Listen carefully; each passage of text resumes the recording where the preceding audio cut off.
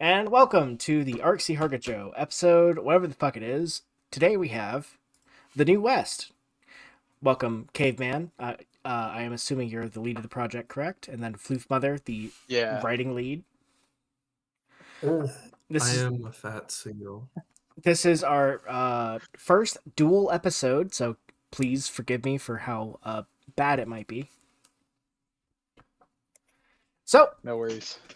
Caveman, why don't you lead us off? Start by telling us what the project is, since you guys went through a Yeah, recent so rebrand. I'm the co-lead on the Fall at the New West project. Jack is absent today. He's kind of oversees the narrative and the writing and more artistic side of the project, whereas I oversee the actual development, so the GAC models, assets, the likes. Um, our scope is we're recreating the canceled Fallout 3 in New Vegas's game engine for a new vision of it being 3D. We're trying to recreate it as close to the originally leaked documents as we can. Translating it from an isometric game has proven to be strugglesome in some regards, but overall, it's presented a really fun challenge. So, why did you choose to do that?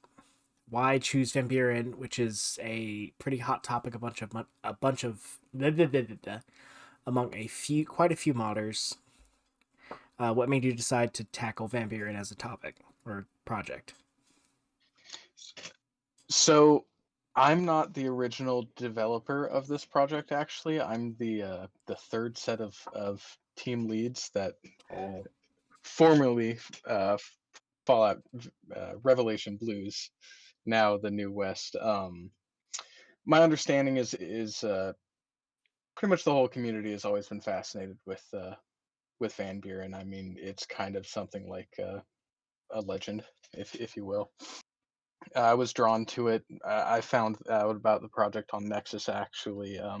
The lead at the time, Doomer, had reached out to me, and I just pretty much immediately fell in love with it the second I saw screenshots of the level design. And at that point in time, I didn't really know much about Van Buren itself, but I've really fallen in love with the title. It's been a blast.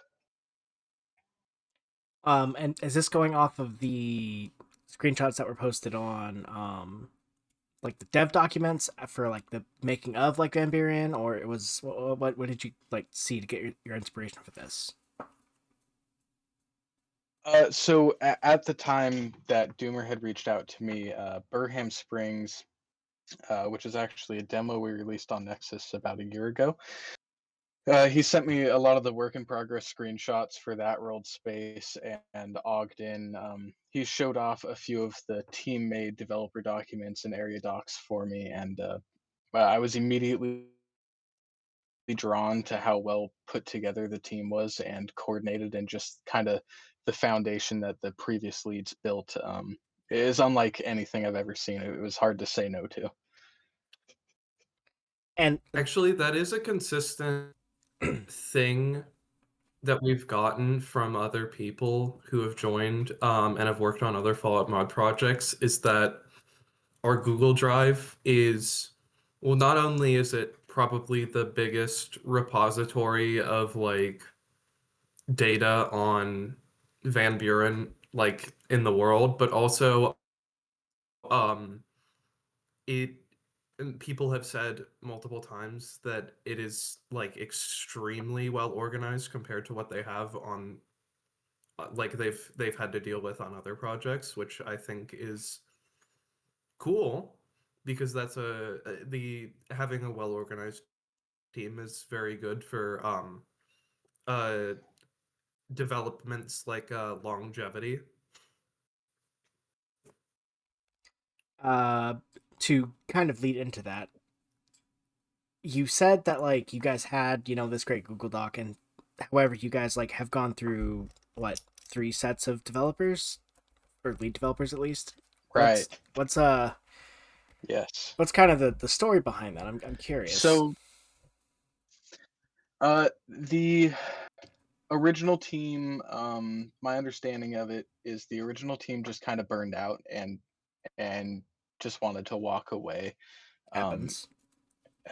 And that was right. It does. It's an all too common theme in this community. But following that, Doomer and a few others decided to. The torch was handed off, so to speak, and he kept working on it for. Man, he worked on it for probably a year and a half, nearly solo, really keeping it going. And that's kind of the. It came his time to focus on life a bit more, and the torch was handed off to me. I didn't think I could do it alone, so decided to split the role with my good friend Jack, and it's been great because I'm the furthest thing you can find from a writer. I'm just a monkey that works in the geck. So true, bestie. Um, my next Yeah. question is, what are the challenges with that, with accepting a legacy project? I know T Gypsy here has some experience with that, or TG Spy. Sorry, Yeah. did I mispronounce your name uh, wrong all the time? It's When you accidentally well, mispronounce the guy's listen, name and call him a I slur. can't read. Okay, no. All right. Yeah. So it definitely hasn't been without its hurdles. I mean, it's just I there's complications. It's a whole other world for like the writing team because they have to sift through the writing of effectively two different teams, and then on top of that, the original writings of the original team creating Van Buren itself as Fallout 3, okay. which for any of you that have ever gone through and read the developer documents, it's just a nightmare. Oh wait, Mostly this question is a incomplete job for me. oversights. Yeah, Floof, I'm sure, would love to share on the writing difficulties of that. Okay, so this also ties into the last question that you asked about the previous developer teams. So the first generation of developer teams, the mod was basically built around Joshua Graham, um, rather than being built around the start of the game. And as you might imagine, that's not really conducive to. It's not helped by the fact that New Canaan was one of the biggest victims of what I like to call the downsizing era of the Van Buren design documents, where Interplay brought in two writers. Well, firstly, they brought in Joshua Sawyer to downsize uh, what Chris Avellone had written. And then they brought in, after Joshua Sawyer left, they brought in two writers to downsize what Joshua Sawyer had written. Mm-hmm. So, a lot of stuff, especially regarding some of the bigger quest hubs like Tibet's, um, Circle Junction, off the top of my Denver, and New Canaan. Those were all sort of either merged with different areas, stuff was cut outright, or there a new area was devised to serve the same purpose as the original area, but smaller in scope. And that's what happened in New Canaan, where it was Mhm. downsized into the Jericho water plant and the surrounding settlement. And normally that wouldn't be a problem because it's like, oh, they're different enough that you can just sort of do both because the idea with the project is to do as much of what's in the Van Buren design documents as possible while still making like a good game that is fun to play. But a lot of what's in Jericho and New Canaan is like shared and wasn't intended to coexist and Okay. This couldn't is, really coexist without making a huge amount of rewrites. And that's if also I not can, helped by the fact that the first iteration of the project also had a very different relationship with the design documents than we do, because they were much more willing to make their own stuff and sort of play fast and loose with what was there. So they were trying to juggle both New Canaan, Jericho, and wholly original ideas. and that resulted in a series of arguments that sort of led to the burning out of the project, and arguably led to a bit of an overcorrection with being allowed to touch the design documents under Doomer, where we had to follow it very stringently, despite whether or not it would lead to a good story or not. Because if you've read the Van Buren design documents, you might know that the entire Act 2 of the main quest is essentially missing. So there's a quite robust sequence of events for Act 1, which is like the first 5 or so hours of the game, and a quite robust sequence of events in regards to the main quest in Act 3.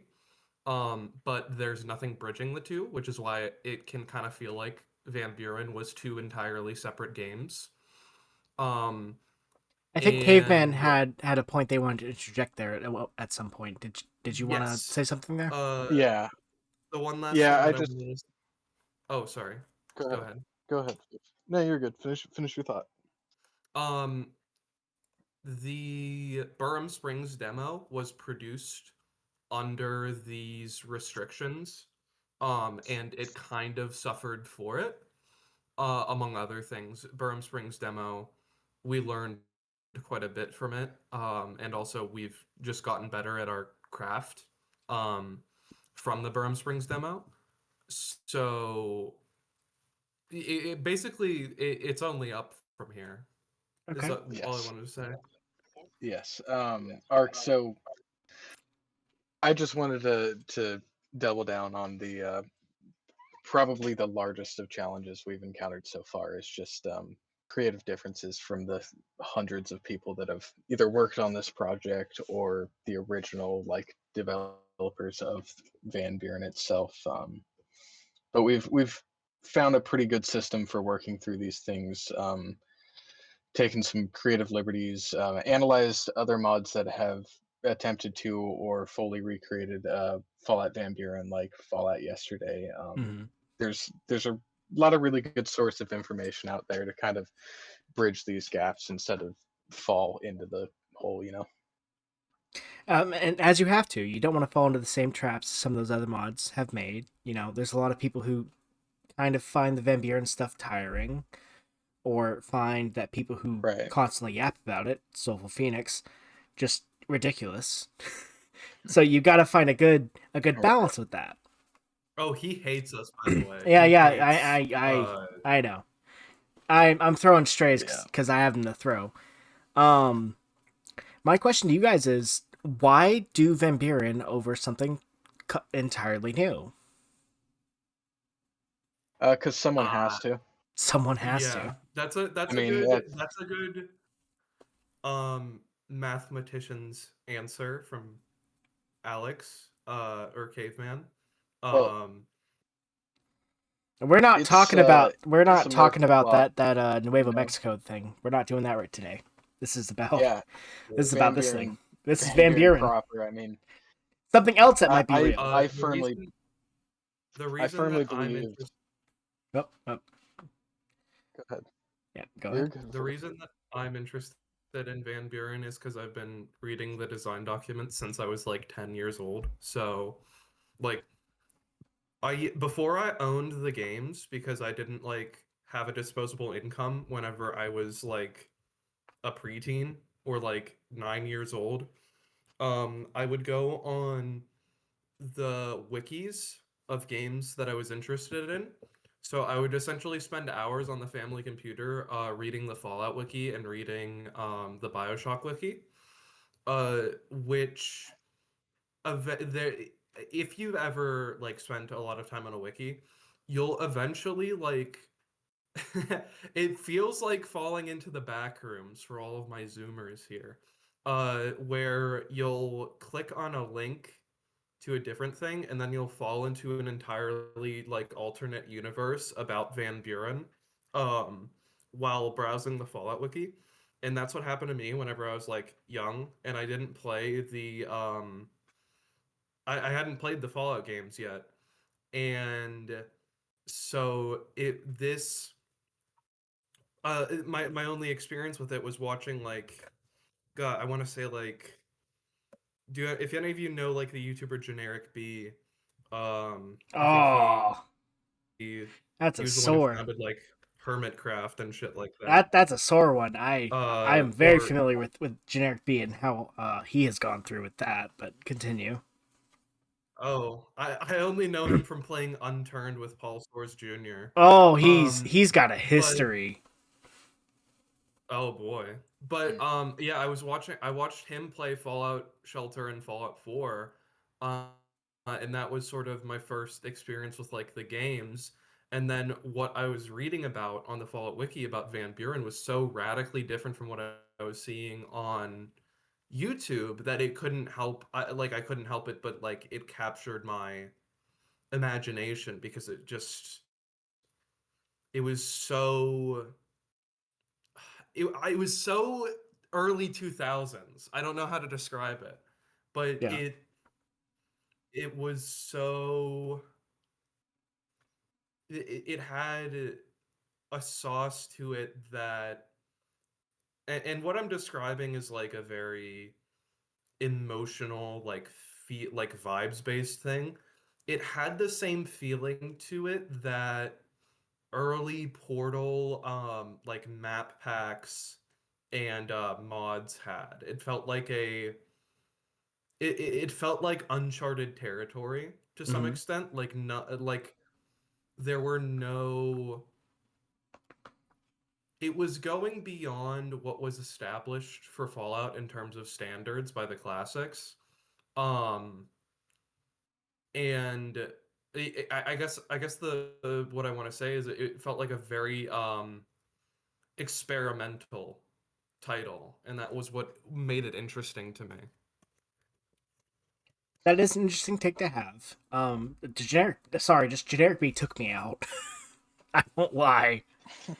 Uh Sorry, I'm not gonna I go. haven't watched him in like I'm not gonna go down that rabbit hole because like I haven't I'm watched him in in like 8 years. I'm So. I'm like deep in the Minecraft and Hermitcraft like thing from my childhood. Mhm. So I know like the deep lore with that. But to continue with the Fallout talk, what made I mean, well, obviously hold on, let me rephrase that. So how much custom content is gonna go into this whole Van Buren remake? Are you guys just doing the whole thing Oh from boy, scratch? I'm Or are you guys like looking at I'm what ready. could have been? Or are you taking inspiration from other mods, to just This is tie my it together? this is my favorite kind of question. I'm so ready for this. So, oh boy, have we got a lot of contents. Our master assets folder is already I think it just hit eight gigabytes, which is pretty crazy. We're already almost matched just vanilla non DLC New Vegas size. We're not doing one large world space like you would come to expect in like other mods like New California or the Frontier or even just actual Fallout games.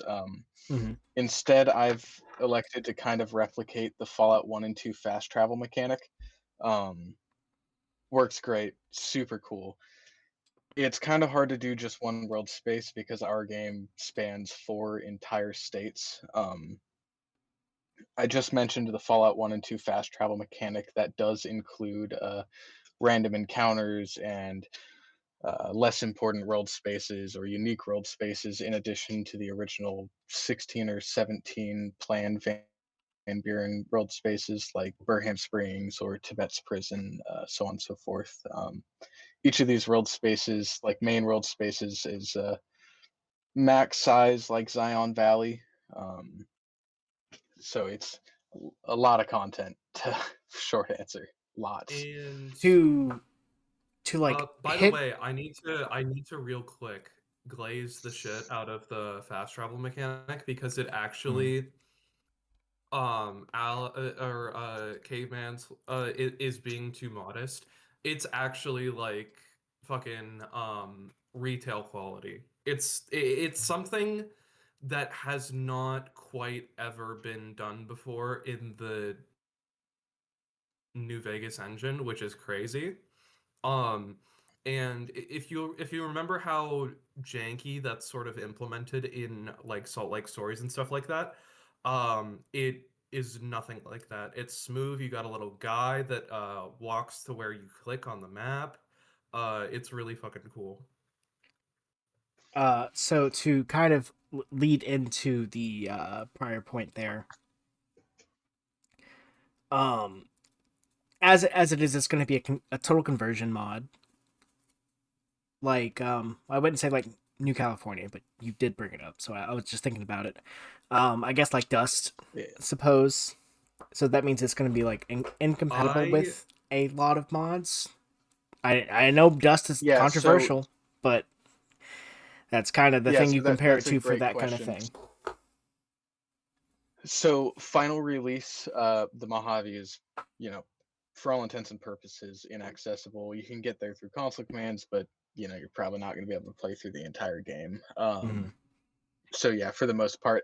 On that note, though, we are going to try as much as we can to provide a video game that you don't really need to go to mods for. So we have permission and have already integrated like a lot of popular mods, like classic Fallout Weapons Remastered is something we include. Titans of the New West we have permission to integrate, so that's going to be another mod we're going to have included with the game. So yes. That's We bringing. also have a bit of an advantageous situation when it comes to integrating mods because Mhm. as a total conversion, and I'd argue the one of, if not the only, proper total conversion mods for Fallout New Vegas, because Dust and Obscurum both still use the world space and a lot of the interiors and stuff from New Vegas. Um, we are not in competition in terms of downloads with the original mods in the way that other mods that integrate Mhm. certain mods uh because it's a wholly different world space. It's a wholly different experience. So if you want to use, for example, Titans of the New West while playing New Vegas, um you would still download Titans of the New West instead of just downloading the New West and then having all of the stuff that it's integrated because you can't travel to the Mojave in it. So Um, so that actually leads into my own question for this project, because I'm someone who plays in these level lists a lot. I'm someone who dabbles and fucks around with armor and weapons. How Mhm. compatible are what? mods that directly inject into existing New Vegas level lists with your mod? Because I think that's a very important thing. I mean, Stuff it's like kind a of in the Millennia. air. Yeah, I'm sure it'll play well, just fine in the end product. Because we're gonna end up using a lot of like vanilla leveled lists for things like merchants and things like that, just to reduce time. But then again, this also loops back to we're gonna we're gonna be trying to provide like a you don't need to add, or you can, and we're gonna do our due diligence to make it compatible with other things without like large issues. But Hmm. we've got a whole weapon list of custom weapons we're going to have from pretty much all the Fallout games. It's we're go big or go home, so we're going as big as we can. That's a very interesting take to have. I appreciate, the scope of it, but that goes into the title topic. What's the scope for the project exactly? Is it to remake the entire thing Uh, of Van Buren 1-to-1 in New It's Vegas? a new yes, game. It's a new game. yeah, yep. New So game. we want to release it as if it was released by the original game studio, but in the Gamebryo engine instead of an isometric. Um, we talked earlier about some of the challenges with like the original dev documents and writing off documents that have been handed over by two prior teams. So there's a lot of places where we are taking liberties, particularly our next world space after we finished Tibet Circle Junction. It was a case of, like Floof was talking about, the cut down era. So some things will be a bit different than as read in documents, but we are trying to follow it closely. It's going to be a start to Yeah. end full campaign, lots of side quests, the whole nine. Yeah, You and if So you're gonna do as much Mhm. as you can for the player to make up for the fact that you can't access, your vanilla New Vegas world space. Yes, yeah, Yes. we want And to also release a Fallout title, not a mod. If you get my Oh, drift. so yeah, you're going and the full on route with we want to make a game, not a Yeah, mod. yeah, yes, Hmm. yes. yeah, basically. That's I the mean, closest it is a comparison. mod, and I think so we have taken great strides, and one of the biggest praises that we got for Burham Springs was that the level design felt like something that would fit into vanilla, which is very, very high praise.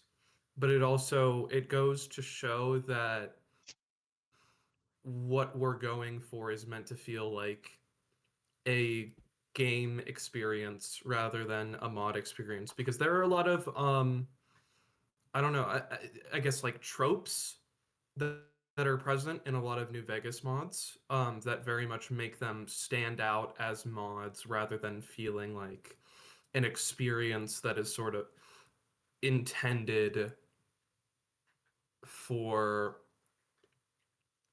uh I, consumption is not the right word, but you understand what I mean. It's a lot of New Vegas mods are communicating an idea and they don't really care or think about whether or not the person receiving that idea will fully understand or hear what the person is saying, if that makes any sense. I think consumption is the I'm also wrong. thinking about it from a writer's. So to quote the late great the overseer, uh, using New Vegas as a mod space to tell a story is a terrible medium. That's his words, not mine. Um, and to like I touch on vehemently that disagree. and to touch on that and my feelings about that, using the word consume for like a story or an idea isn't exactly, I think, how you should present something like that. It should be an experience. It shouldn't just be something to consume. That's my opinion. I could be very wholly wrong as well. Yeah, I'm just a weapon modder. Well, no, you I also you like are to compare um media and the way that I interact with media with food, because I like food. I'm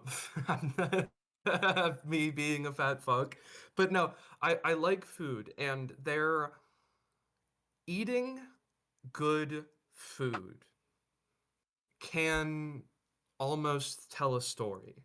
And like whenever your mom is like making a great like fucking steak or something like that, it tastes better than something that you're just getting from a restaurant, because there is emotion put into the processes that are making it, that that you feel, despite the fact that maybe there's nothing textual to understand there, but there is an emotional feeling that you're able to sort of absorb and understand.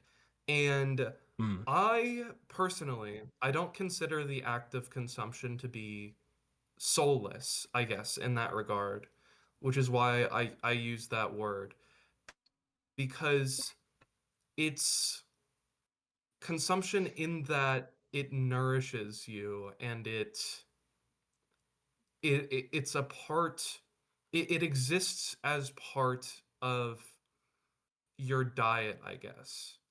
It's an acknowledgement that it's not going to be the only thing on your mind, but it's also intending, with the time that it has, to get something across to you specifically, I guess. And I can understand that take. I'm hitting it maybe more as someone who's like maybe coming from the outside a bit more. I haven't worked on my own quest mod or even story mod at this point, but to me, I guess I would.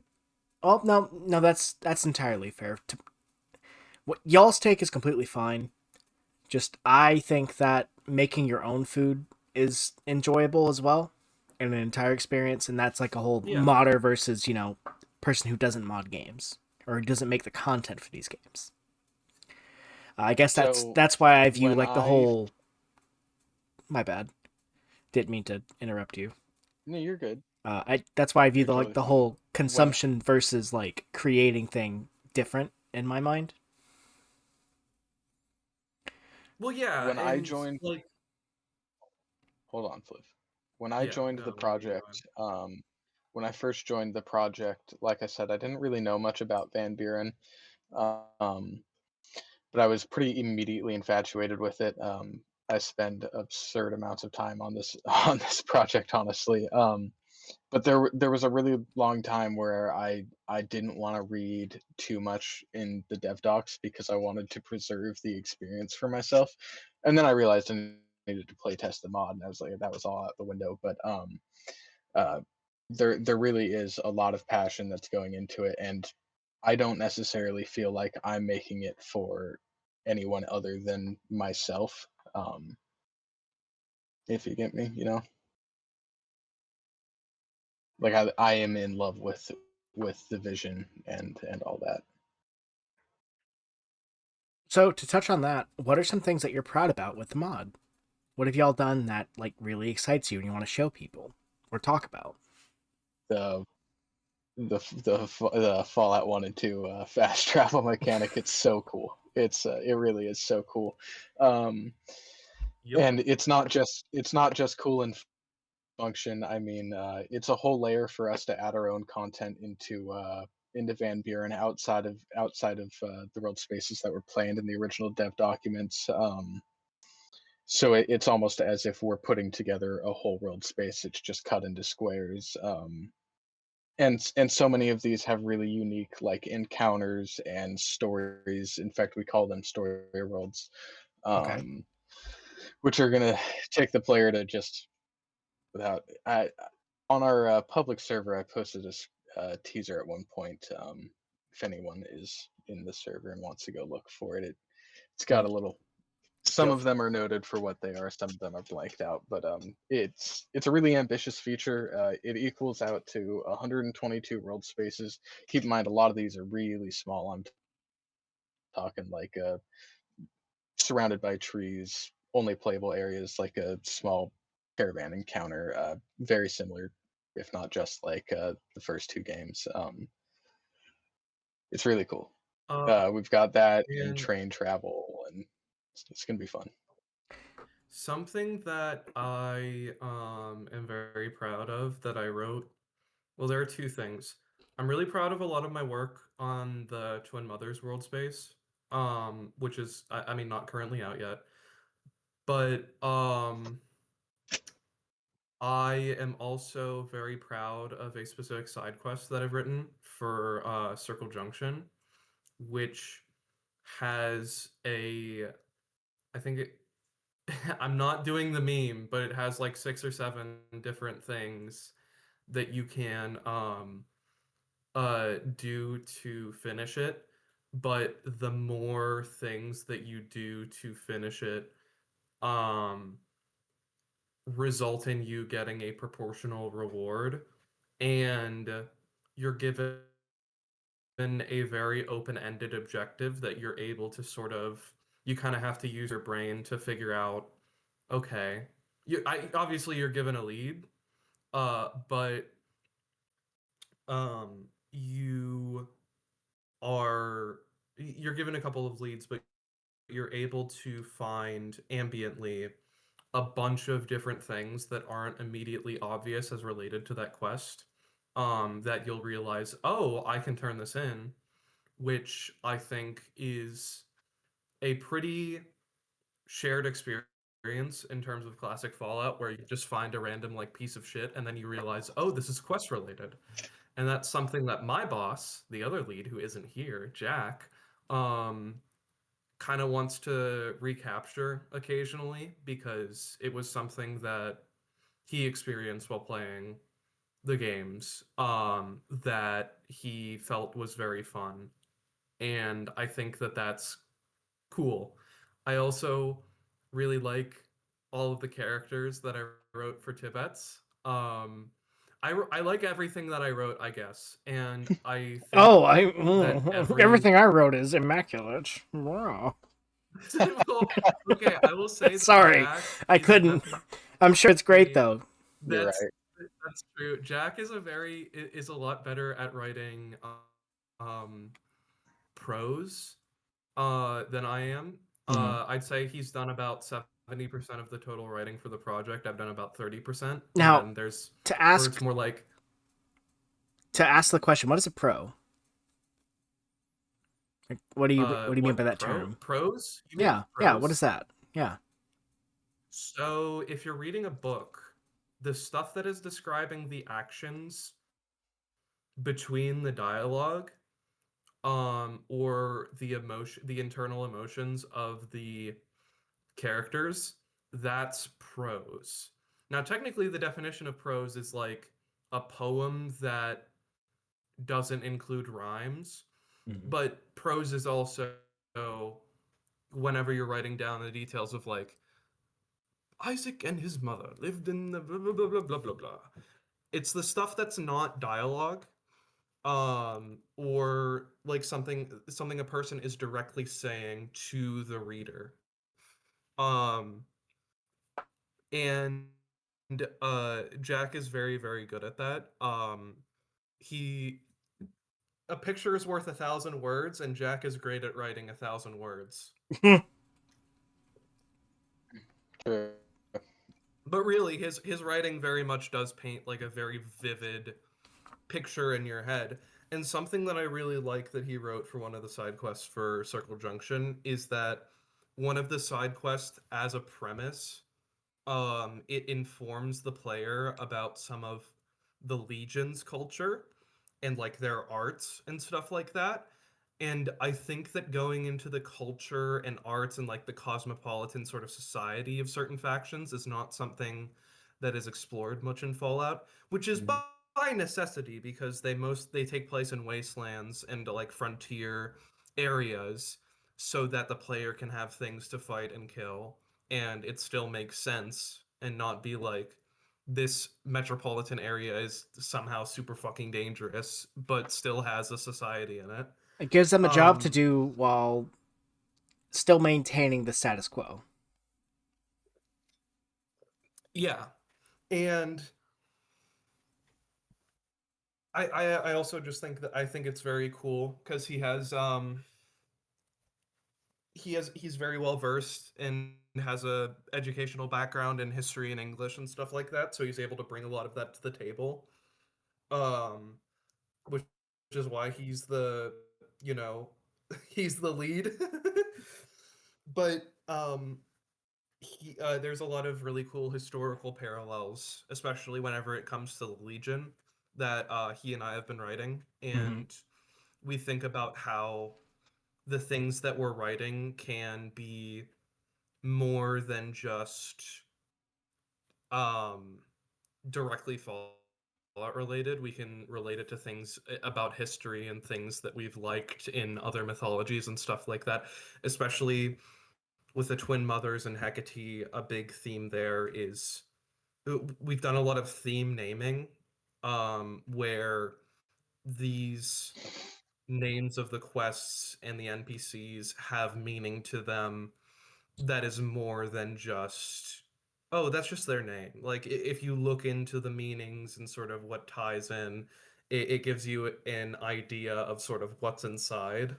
I guess you're able to sort of judge the book by its cover if you understand all the mythological and historical references. I have a little spoiler directly tying off of that. The very first quest in the game is called 12 Angry Robots. Aw. I mean, hey, that's not a bad reference. That sounds like it could be a solid quest based off of the novel. Yes. Yep. It's really excited for everyone to see it. It's going to be So cool. my next question is gonna veer away from writing a bit. How are you guys gonna tackle combat and such? Do you guys have someone on staff that's like, someone who's familiar with dungeoneering, level design, and versed in like weapon balance and combat Yeah, encounters? so yeah, so it's kind of a loaded question. It really depends on what you mean, but for example, to show you where we're at, right now we have 4 consistent GEC users. That's me, my GEC lead, who's Sabbath, um, Hmm. uh, one of our newer GEC users, Ash, and another fella, Sergeant Lucky, and together we're doing pretty well. In the last 4 months, we've almost completed what we're calling the Tibet's demo, which we're going to release as an alternate start mod for New Vegas, just to really put something else out there on top of the Burham Springs demo. Hmm. Um, and we're doing good so far. I mean, it has a big stretch of it that involves like stealth and combat encounters and the likes. It'll feel a little more intentional than New Vegas, if I were to say. But I guess it's Yes. still kind of early. It's hard to say. Burham Springs was a pretty okay example for combat leveling, but it wasn't super balanced. It in the end it kind of decides where we want. It depends on where we want the player in the end, I suppose, before we can really go through and get a definitive answer for that, though. Yeah, Tibet's is sort of by necessity, not very combat heavy because one, it's a prison, and two, it's the opening part of the game. So if you get into combat there, you will, outside of a couple of circumstances, you'll probably end up getting your shit rocked. But we've done the way that we do it is we start by writing an area document and faction document for a certain world space, which sort of gives our Geckers all of the, I guess, individual items to sort of shuffle around the world space. Then once we have basically five to seven, I guess, quadrants of the map sort of laid out, or like regions of the world space laid out, minus whatever main area is. So it's like we have Circle Junction, and then we have like a vineyard, we have an industrial area, and then blah blah blah. Then we further figure out if this area is going to be a place where a side quest takes place, a place where a player can find a unique weapon or loot, a place where a player can find certain dungeons and stuff like that.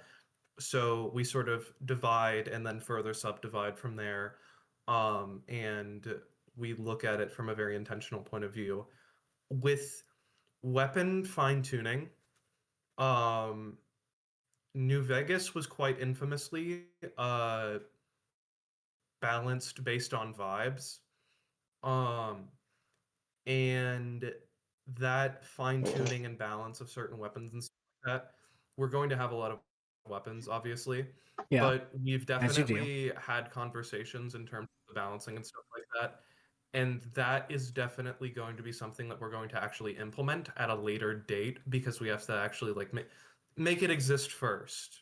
Right. Make it exist So first, then make it good. when, I can understand that. yes, So, but we have thought about with the weapon packs that we've been able to integrate and gotten permissions for and stuff like that, we have thought about what niches they're going to fill for a player, and mhm. balanced from that standpoint as like a baseline. Um, and also, unique weapons and stuff like that. The plan with unique weapons is to make them sort of side grades that are very good in in a certain situation, but otherwise worse than stock, for lack of a better term, That's an in other interesting situations. that's an interesting way to look at it. I have done that with No Millennia because you have to with 100 plus uniques, but Yes, I'm a big proponent of make it feel good, make it feel fun, even yes. if it has bad downs And aspects. the biggest thing that you can do to make balancing work is be able to communicate it to the player rather than making it a black box. Because the problem I have with a lot of New Vegas's like stats and stuff like that, weapon stats and stuff like that, there's no in-game textual, because you have to make it diegetic. And by diegetic, I mean in universe, for those who don't know the word. You can't make it so that there's a tooltip that pops up and says, oh, the heavy machine gun is good in this situation against ghouls. You have to make it so that there is a diegetic way that the player is able to readily understand what this weapon is good at and what it is bad at and what you should use it for. Because otherwise the player has to do trial and error.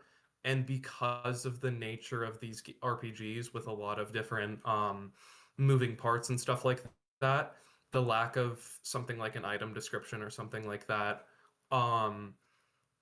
you need to be able to communicate that information to the player, because they're not, without hours of rigorous testing, which for Fallout New Vegas and Fallout 4, all the mainline Fallout titles, the wikis have done for years, but we won't have that luxury, so we're going to have to be able to readily communicate to the player, oh, this weapon is very powerful, it shoots shots not quickly as a counterbalance, So for just one example.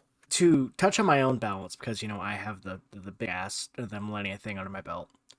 The best way I've found to balance weapons is to just do whatever the fuck you want, for the most part, but just keep it real. Yeah. That not even like talk much. like you brought up, like saying, oh, it's a black box. You want weapons to like be different from the stats, and you could very much do that, and like the GEC will just lie to, or the stats will just lie to people. In the actual fucking Pip-Boy. As an example, so Hilarious. Yeah. in another Millennia, we have a triangle. We have the AK, the M4, and then you have, your bullpup, the AUG, or not the AUG. What was it? What's that? The example for that, the bullpup of that would be the L85, 5.56, 5.56, 5.56. They all excel in different areas. Yeah. But they're similar. They're side grades. They're not. One is not exactly more powerful than the other. The AK does more damage, less accurate, slower. The M4 can have a much larger magazine, a little bit slower, but more consistent damage overall. And the bullpup just kind of does whatever it wants. No, sorry, FAMAS is the one I wanted to use. FAMAS is the bullpup equivalent. It's faster fire rate, smaller mag, but it can have a scope. It can just do different things. You have to get that like good balance of things that people would want for guns. I mean, I would think that is kind of a. Go on, sorry. I don't want to go on my soapbox. That's a great.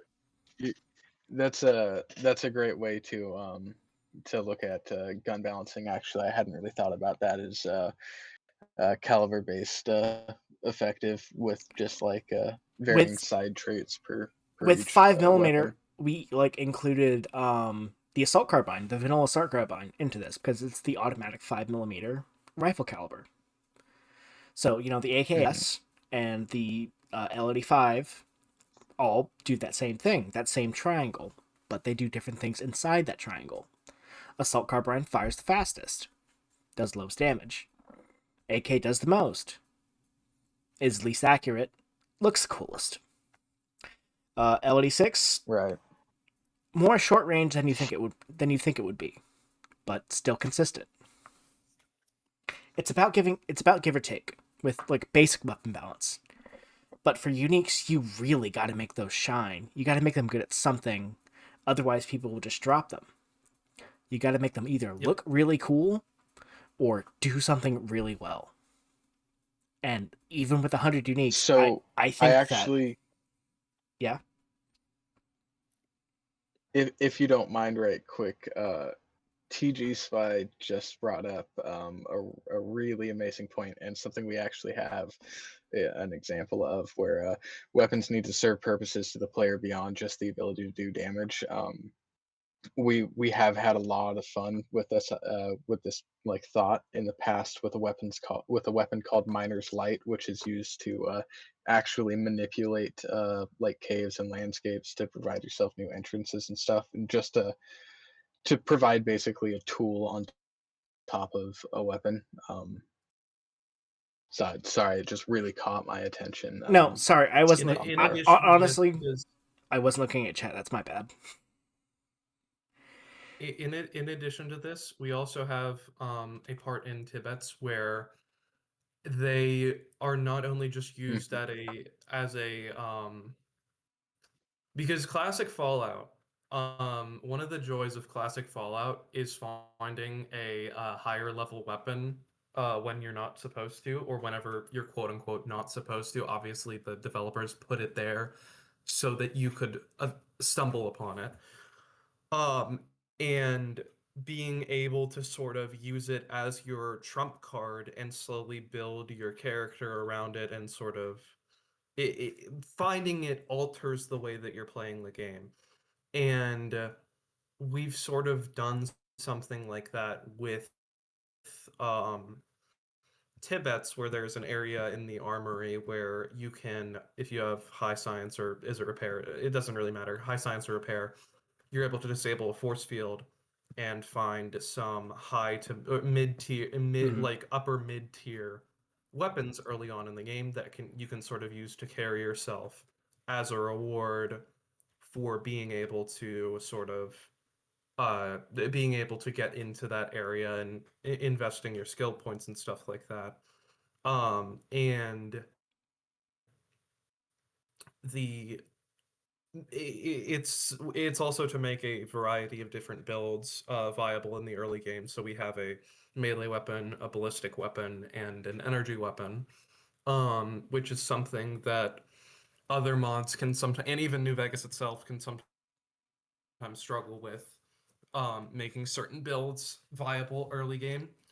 And the topic of companions, which I'm sure you're going to get into later, having it so that someone with high science can access a robotic companion who is a beast in combat as a sort of a compensating factor for if you invest heavily in a non-combat build, which investing heavily in a non-combat build is also incentivized in the New West because of the amount of times that you're going to have to use your brain and your different stats to find alternate solutions for certain quests.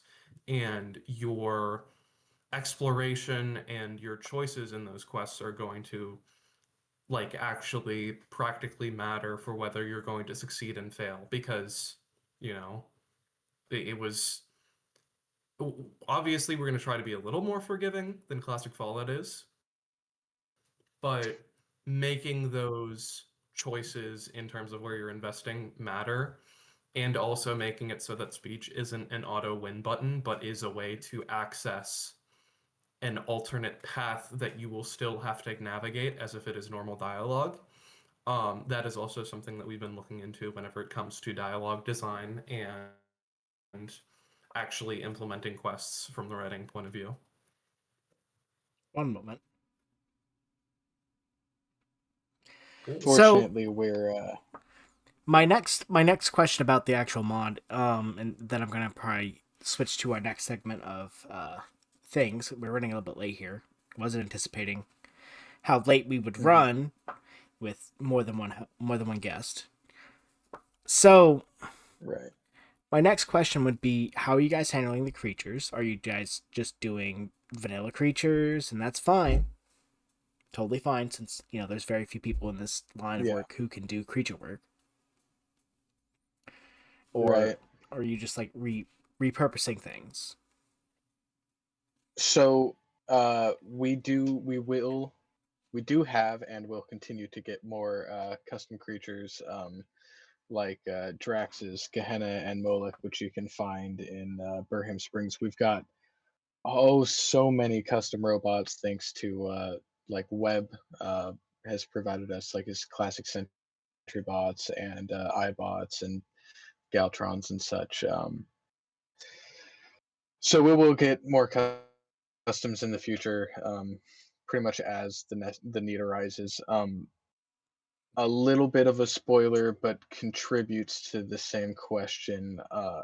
The end game result will require Fallout 3 to be installed, so through that, we're going to get a couple more creatures that weren't properly in New Vegas.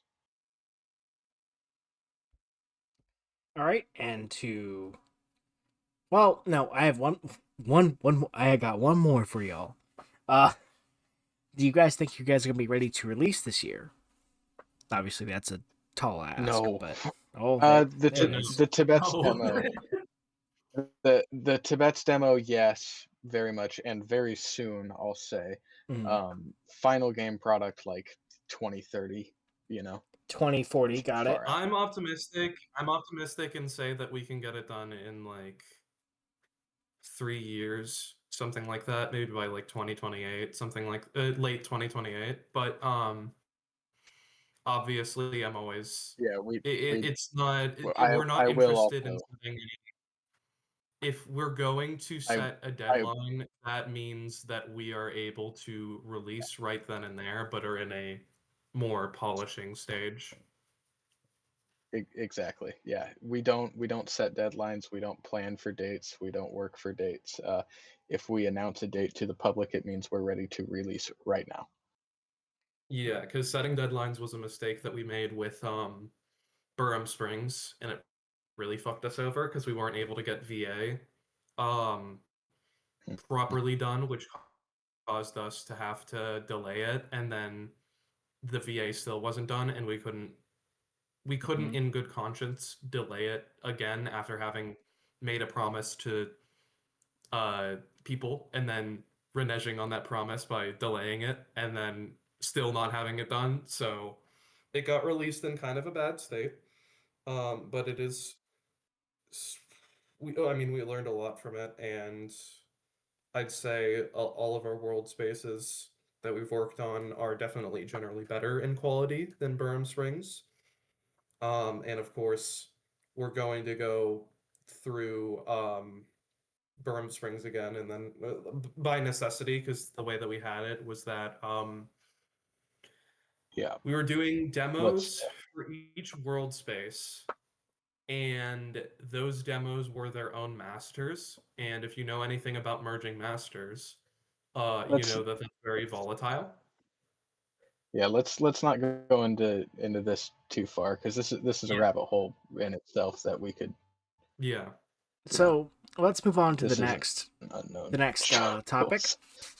So, is there any questions you guys have for me? This is a popular topic the fans like. I definitely have a offer question. If any of the Millennia weapons ever want to find their way into Van Buren, You can use vanilla the level arms are list. open. Yeah, no, I get you. We do. Other than that, I nothing really. Maybe please. Something that I have thought about in regards to integrating a lot of very disparate mods, especially weapon mods and stuff like that, is keeping things very consistent in terms of art style and trying to make it so that things have a very consistent like feel to them. Because a big criticism, I don't know if you've seen the Warlocracy video on Fallout yesterday, which was it did color a lot of the way, because Jack and I have had a lot of conversations about how to make Van Buren's story work, because there are a lot of things that just flat out don't work about it. Victor Presper being one of them, he needed a huge revamp to really make sense because his motivations and the scale of his plan don't really match up, and I think that that's a big problem with his character. But one of his major criticisms of Fallout yesterday is that every asset is mismatched because a lot of them weren't intended for use in that project. And I think that we've done a good job in making the assets that we've used work in one cohesive space. But it is something that we have to think about And that aspect is difficult because, you know, we still kind of haven't proven ourselves to the community. Yeah. Because we do have, while we do have a release, it's not indicative of our um standards of quality now. But I'm hopeful that once we get the Tibet's demo, and maybe if we do another demo after that, I'm hopeful that we'll be able to get sort of some momentum going and people being like, hey, I'd like to join this project on as a dedicated like artist or something like that, which we do have artists, which and they're great, but they also have personal lives. Life. So and we don't want to burden them too much. What was the question for me there? I forgot I was supposed to ask you a question in the middle of it. Yeah. I guess, okay, hold on. I guess when Floof it is our comes senior to rambler. Yeah. yeah, when it comes to weapon mods, um do you think about, I guess, the lore behind the weapons in terms of how they would exist in Fallout? Or are you just sort of adding them and being like, oh, this would just be kind of cool to exist and it would sort of make sense to So exist because it exists in the real world? you understand that Another Millennia has two parts to it, right? It has the first part, which is Mhm. the initial Another Millennia mod, which is everything I see in the Yeah. vision of Fallout as canonically existing or could exist, with some caveats. And the add-on is everything else that Millennia made. Mhm. It's weapons that I think that don't really fit the design of Fallout. You know, a lot of things like the Russian weapons, you know, like the PPSH, the fucking TAWS Mhm. 34 and the TAWS 22. I think whatever the fuck it is. There's too many So goddamn. you hate Russians, okay? Mhm. No, that's not it. Because I have some Russian. I have a lot of Russian guns. No, it's just things I Yes, I didn't get it. feel like made the vibe check because everything in Neverland is or has been in has been it has been in has been in Has been Hotel. no oh no has been in Fallout games previous. You know, you have I mean, granted, we're Yeah. using tactics pretty liberally, but they Yeah. they have precedent to exist. And then everyone's like, oh, but you have wood in all your guns. Well, the resource wars happened for a reason. There's a reason the G3s are made Yeah. of wood. There's a reason the combat shotguns are made of wood. I do think um I actually do think that the vibe check is actually kind of important when it comes to Fallout's art style, because I have yet to see a good. The P90 is one of my favorite weapons of all time, just because I really like its design. Z I alarms. have yet to see a good.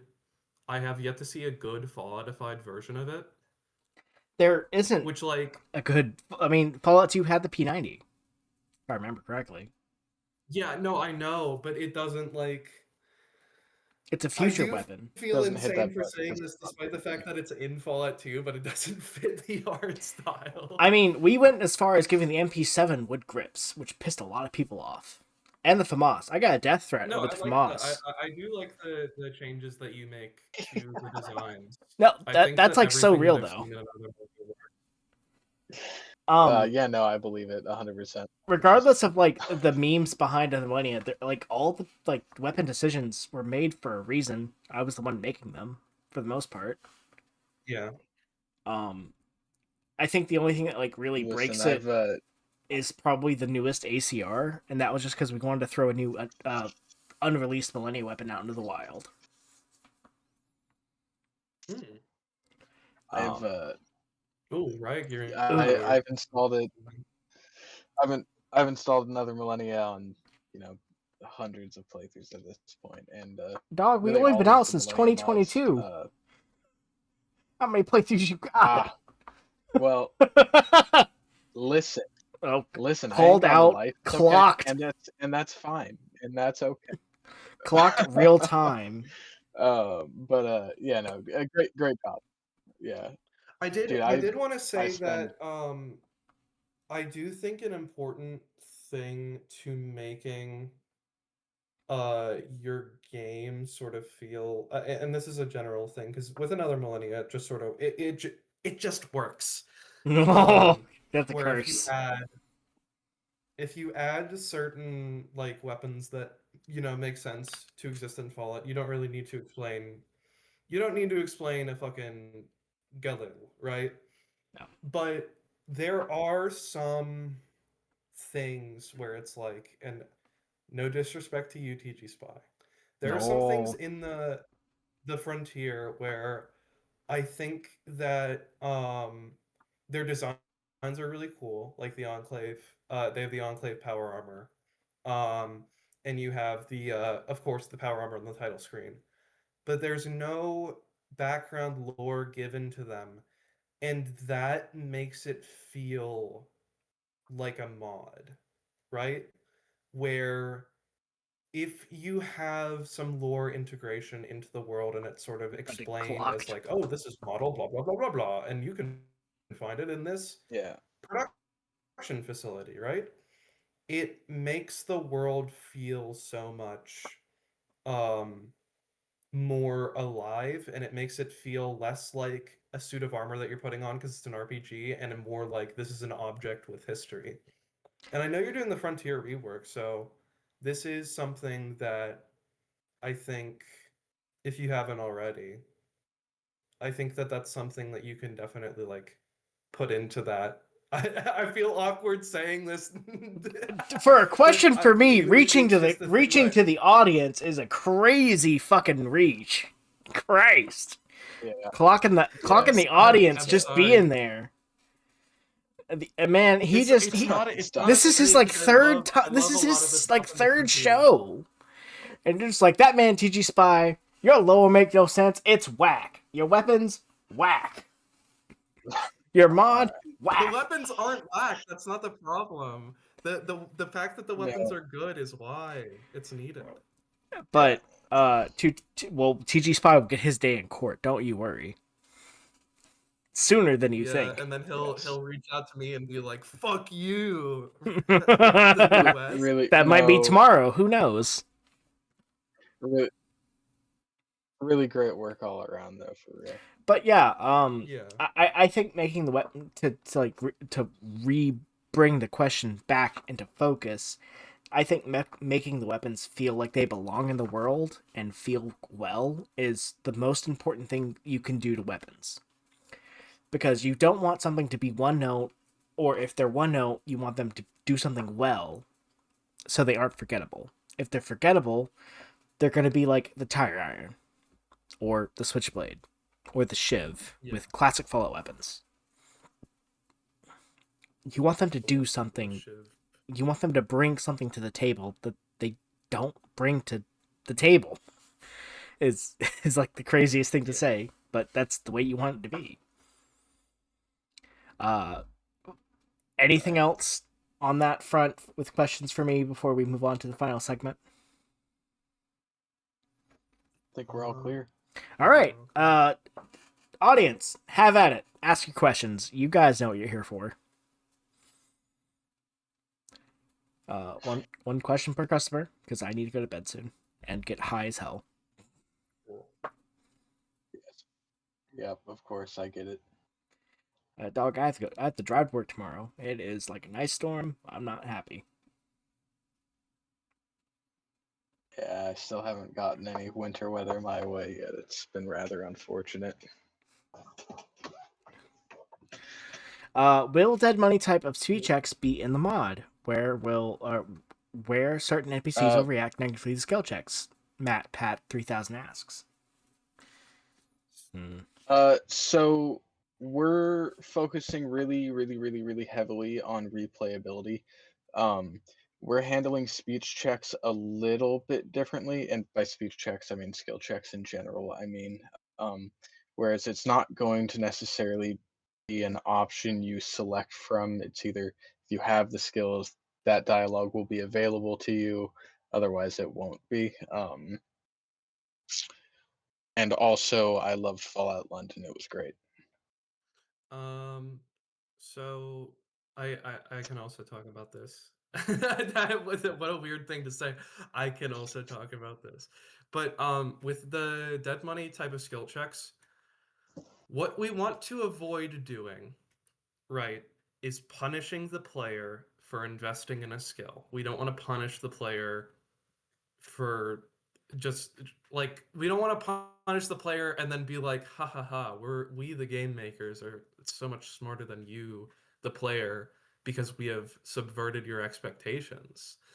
But with speech checks, especially when especially whenever it's in regards to quests that are wholly you involving you convincing somebody for a certain thing, such as there's a quest in Twin Mothers where you have to convince somebody to marry these two people, even though it sort of conflicts with certain religious beliefs.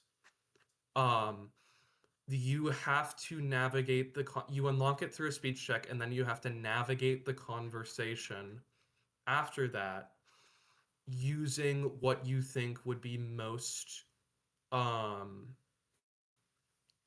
uh most convincing to that person. So you have to sort of read the dialogue that you're going to pick and sort of think about, okay, how would I react if this person said it to me? Um with it's weird because there's less precedent than you think when it comes to New Vegas with that sort of thing. Somebody brought up the Lonesome Road speech check against Ulysses. That's kind of like what I'm talking about, but not really. And so this is sort of uncharted territory from a writing standpoint. I think so far we've done a good job, but we will have to, like, obviously we do QA testing and stuff like that, and we'll get feedback from the QA testers. But the key here is to not condescend to the player, because players are not necessarily stupid. They because you there are stupid players, but they're put in a world that is unfamiliar to them, somewhat deliberately so, with Van Buren. And with the quote unquote tutorial areas like Kibets and Circle Junction, a lot is dedicated to showing you, the player, what is similar to New Vegas, but what is different to New Vegas in terms of lore, world setting, world building, but also gameplay systems, the way that you might go about your core gameplay loop and stuff like that. So the key is to give the player the tools to advocate for themselves in this new world, rather than sort of putting them on a rail and then just randomly throwing that rail away occasionally just to fuck with them and be like, yeah, I'm smarter than you. Which or oh yeah, we're doing something different now. There needs to be a way of implicitly or explicitly telegraphing something to the player. Obviously, implicitly is better because it allows for the player to stay immersed, but explicitly is sometimes needed because, not everybody is going to be fully paying attention to the game at all times, and not everybody is going to have like the full context of the not everybody is going to have the same context whenever they're going through a certain quest, I guess is what I'm saying. So there needs to be some wiggle room for these players to mess up but learn from that mistake in a safe area, and then be able to apply that knowledge later on when it really matters. Yeah. Sorry if I'm So rambling. I'm just really, I next just question. really like this project. Will fucking thoughts on Fallout London? You would know my thoughts. I've made them very clear I enjoyed it. in text. I've So enjoyed it. It's a Fallout experience. So who am I to be? I've never played it, but a British friend of mine is a apparently very fond of it. So, Yeah. I do think that there are some interesting. I mean, I've seen the reviews. I've seen people play it. I think that it does a lot of interesting things.